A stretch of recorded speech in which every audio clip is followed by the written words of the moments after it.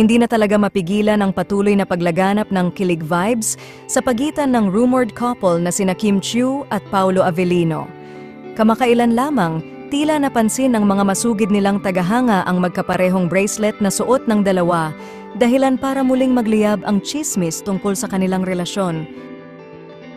Sa ilang larawan na kumalat sa social media, makikita si Kim at Paolo na parehong may suot na metallic bracelet na may sleek at minimalist na disenyo. Bagamat magkaiba ang okasyon ng mga litrato, hindi nakaligtas sa mapanuring mata ng fans ang detalye ng kanilang accessories.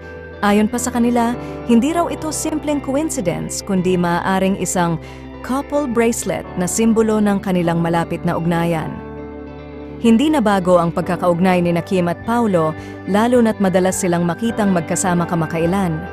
Nagsimula ang kilig vibes noong una silang makitang magkasamang nagjo-jogging na sinundan pa ng mga interaction nila sa social media.